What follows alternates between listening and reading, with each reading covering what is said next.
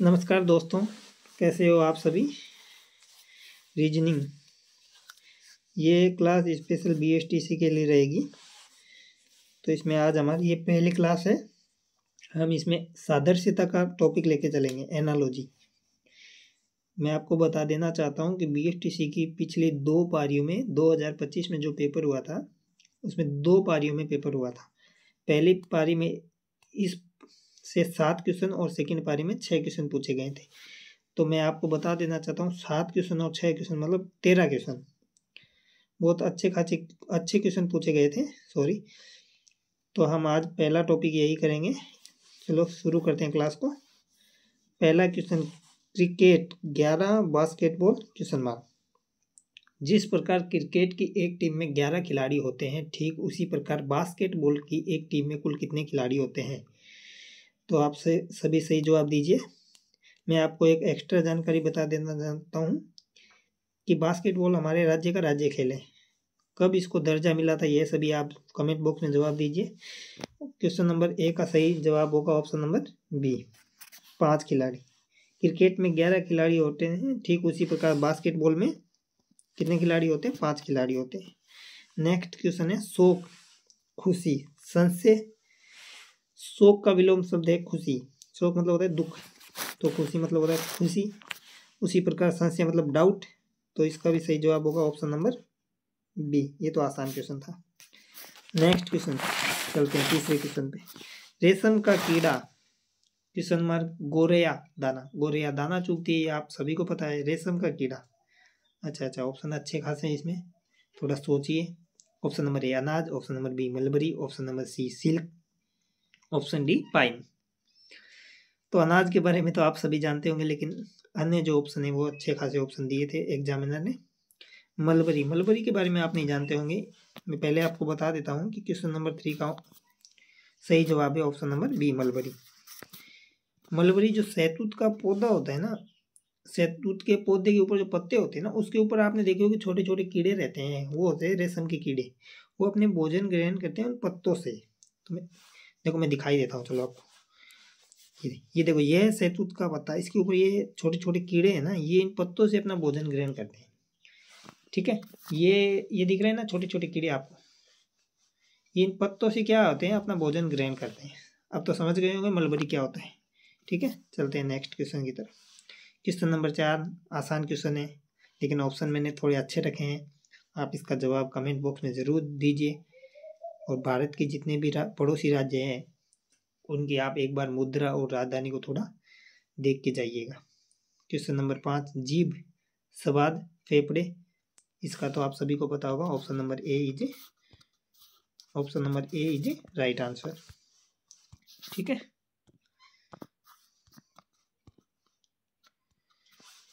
Next question number 6, bat किस लिए लेते हैं हम, क्रिकेट खेलने के लिए। उसी प्रकार बैडमिंटन खेलने के लिए किसके काम में लेते हैं, बॉल, स्टिक, रैकेट या स्टंप।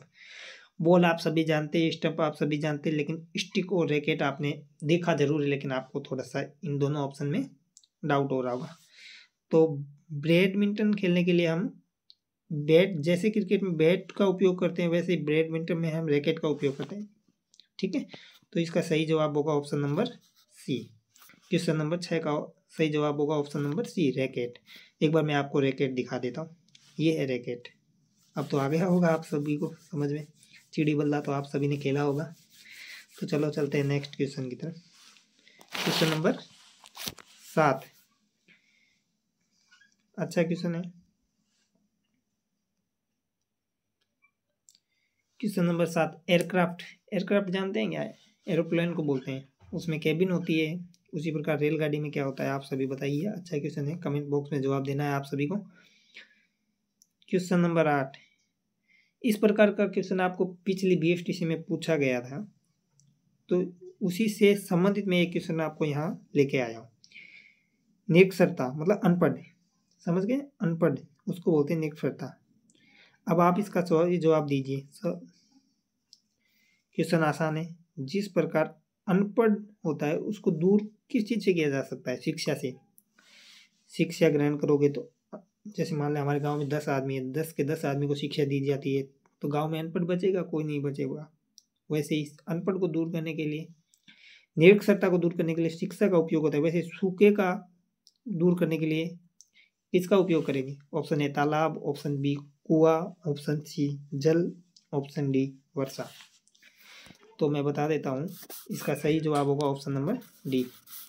अब आप सभी सोच रहे होंगे सर तालाब, कुआं, जल, वर्षा ये सभी भी तो सूखे से, सूखा किसको बोलते हैं? जैसे मान लो हमारे गांव में सूखा पड़ गया, जैसे बोलते हैं ना अकाल पड़ गया, वैसे ही सूखा पड़ जाता है। तो एक तालाब में जितना पानी होता है, क्या हम उससे सूखे को खत्म कर सकते हैं? तालाब या कुआं या फिर जल से? जल से जरूर सूखा खत्म होता है, लेकिन सूखा एक आपातकाल स्थिति है। जितनी ज़्यादा वर्षा होगी उतना ही हम इससे लड़ पाएंगे। ठीक है, समझ गए हो आप सब? अगला क्वेश्चन आसान क्वेश्चन है, जीके का क्वेश्चन है।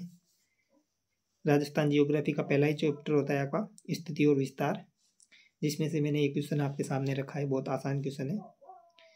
इसका जवाब आप सभी को कमेंट बॉक्स में देना है। क्वेश्चन नंबर 9, क्वेश्चन 10, जो ये क्वेश्चन नंबर 8 लिखा ना, क्वेश्चन नंबर 10 है। ठीक है, एक बार नोट कर लेना। Question number 9, question number 10, question number 11 और क्वेश्चन नंबर 12, मतलब 9, 10, 11, 12, इन सभी का जवाब आपको कमेंट बॉक्स में देना है। चलते हैं नेक्स्ट क्वेश्चन की तरफ। क्वेश्चन नंबर 13, ये अच्छा सवाल है। हृदय, हृदय मतलब हार्ट से संबंधित विभाग है कार्डियोलॉजी। आप सभी सुना ही होगा कार्डियोलॉजी, हार्ट से संबंधित विभाग होता है कार्डियोलॉजी। ठीक उसी प्रकार वक्र मतलब होता है किडनी, किडनी से संबंधित कौन सा विभाग होता है? हॉस्पिटल में जाते हैं आप, इधर उधर देखते हैं, नेफ्रोलॉजी, तंत्रिकालॉजी, ऑर्थोपेडिक, कार्डियोलॉजी, ये सब इनका विभाग होता है। तो मैं आपको बता देता हूँ, क्वेश्चन नंबर 13 का सही जवाब होगा ऑप्शन नंबर ए, नेफ्रोलॉजी। नेफ्रोलॉजी है जो किडनी के, नेफ्रोलॉजी। अब लॉजी तो बोलते हैं, आपको पता है अध्ययन को, हृदय के अध्ययन को बोलते हैं कार्डियोलॉजी, उसी प्रकार किडनी के अध्ययन को बोलते हैं नेफ्रोलॉजी, और इनका विभाग भी वही होता है, इसलिए मैंने आपको पहले विभाग के बारे में बताया था। ऑर्थोपेडिक, ऑर्थोपेडिक आपने सुना होगा, जैसे हड्डियों से जो रोग होते हैं ना, तो हम किसको दिखाएंगे? ऑर्थोपेडिक को। कभी देख लेना आपको चोट आ जाती है तो आप जाओगे ऑर्थोपेडिक को, डॉक्टर बोलेगा ऑर्थोपेडिक के पास जाओ। ठीक है, चलते हैं नेक्स्ट क्वेश्चन, ये भी अच्छा सवाल है। क्वेश्चन नंबर 14, कॉफी में कैनिन का उपयोग होता है, ठीक उसी प्रकार तंबाकू में उपयोग होता है। अच्छा सवाल है, साइंस का क्वेश्चन है। 10th क्लास में विज्ञान का पहला पार्ट का पहला ही सवाल था ये, और लगभग बोर्ड एग्जाम में ये पूछा ही जाता है। रेलवे का ये फेवरेट क्वेश्चन है। आपको शायद याद होगा, हमने 10th क्लास में एक शब्द पढ़ा था निकोटीन। निकोटीन किस काम में आता है? तंबाकू के लिए। तो 14 नंबर का सही जवाब होगा ऑप्शन नंबर डी। ऐसे नहीं याद रहे तो आप याद कर लें, निक्कू नाम का एक लड़का रहता था जो तंबाकू का अत्यधिक सेवन करता था। ठीक है, ये थोड़े साइंस से अच्छे खासे सवाल बनते। पिछली बार भी आपके 2 क्वेश्चन आए थे, ऑक्सीजन, कार्बन डाइऑक्साइड, ब्रोमीन, ऐसे करके, तो आप इनको थोड़ा अच्छे से देख के जाना। चलते हैं नेक्स्ट क्वेश्चन, क्वेश्चन नंबर 15, हड्डी, ऑर्थो, मोतिया। अभी मैं पीछे बता के आया हूँ आपको, एक बार देखिए, मैंने अभी यहाँ पे आपको बताया, देखो कहाँ पे बताया था, 1 मिनट, हाँ यहाँ पे आपको मैंने बताया था, देखो क्या बताया था, ऑर्थोपेडिक। ऑर्थोपेडिक मैंने बताया था, आपको चोट लग जाती है आप किसके पास जाते हैं? हड्डियों के डॉक्टर के पास। ठीक वैसे ही है, हड्डी, ऑर्थो, तो मोतिया, हमारे मोतिया भी तो हो जाती है, हड्डी, ऑर्थो, तो मोतिया किससे संबंधित है? आँख से संबंधित। तो क्वेश्चन नंबर 15 का सही जवाब होगा ऑप्शन नंबर डी। चलते हैं नेक्स्ट क्वेश्चन की तरफ। अच्छा सवाल है, एक्वेरियम आपने सुना होगा, लेकिन एक्वेरियम, मछली कहाँ रहती है? एक्वेरियम में रहती है। इसका जवाब तो आप दे दोगे कि पक्षी कहाँ रहता है, लेकिन आप इस क्वेश्चन से एक चीज़ सीखने की कोशिश करें कि मछली कहाँ रहती है। ठीक उसी प्रकार आपको कल को कुछ भी पूछ सकते हैं, शेर कहाँ रहता है, बंदर कहाँ रहता है, हाथी कहाँ रहता है। ये अच्छा क्वेश्चन है। अब मान लो यही क्वेश्चन मैं आपको घुमा के इधर दे देता कि पक्षी रहता है घोंसले में, तो मछली कहाँ रहती है, फिर मैं ऑप्शन ऐसे दे देता आपको, पहला एक्वेरियम, दूसरा कुछ भी दे सकता था मैं ऐसे वैसे नाम उठा के, तो वहाँ आपको डाउट होता। तो आपको क्या करना है, जो ये टॉपिक है ना एनालॉजी के, इसमें 2 पेज रहते हैं ज़्यादा से ज़्यादा। प्रीवियस ईयर क्वेश्चन आप देख के जाइए, वहीं से आपका लगभग हो जाएगा। 5 से 6 क्वेश्चन आएंगे, 3 से 4 क्वेश्चन इजी रहते हैं, 1 से 2 क्वेश्चन थोड़े सोचने को मजबूर करते हैं। तो 16 नंबर का सही जवाब आपको सभी को पता होगा, मैं नहीं बताऊंगा इसके बारे में। 17 नंबर क्वेश्चन देखो, ये भी एक इनका टॉपिक पूछने का तरीका है। दस्ताना हाथ से संबंधित है, ठीक उसी प्रकार तो टोपी का संबंध है। अब ये कोई मैं थोड़ी बताऊंगा आपको, ठीक है, आप कर लेना ये सब। हिनाना का संबंध घोड़े से है, ठीक उसी प्रकार मिमियाना का संबंध है, ये भी आप कर लेना। देखो आज के मैंने 18 ही सवाल लिए थे, वीडियो लंबा हो जाता है, हमारी पहली क्लास है, क्लास में किसी प्रकार की कोई कमी रही है तो आप मुझे बताइए ज़रूर। इसी के साथ आज हम क्लास को समाप्त करते हैं। कल हम इसी टॉपिक के अच्छे क्वेश्चन लेके आएंगे जो आपको सोचने को मजबूर करेंगे। आसान क्वेश्चन मैं आपको नहीं करवाना चाहता, मैं आपको करवाना नहीं चाहता बिल्कुल भी आसान क्वेश्चन। आसान क्वेश्चन करवाऊंगा, यहाँ आप कर लोगे, एग्जाम में आपसे वो क्वेश्चन नहीं होंगे, फिर आप बोलोगे सर हम पढ़ के अच्छे से गए थे लेकिन हमारा नंबर कम आ रहा है। मैंने देखे हैं पिछले BSTC में बहुत से लड़कों के 50 में से 45 नंबर ही रह जाते हैं। एनालॉजी ऐसा टॉपिक है जो आपको 50 में से 50 दिला सकता है या 50 में से 45 ला सकता है, क्योंकि यही एक टॉपिक है जो सोचने को मजबूत करेगा। बाकी टॉपिक में आपका नंबर नहीं कटने दूंगा, ये मेरी गारंटी है। एनालॉजी टॉपिक किसी के बस का नहीं होता, किसी भी टीचर का। हम आपको क्वेश्चन दे सकते हैं, PDF दे सकते हैं, रटना आपको पड़ेगा, सोचना आपको पड़ेगा।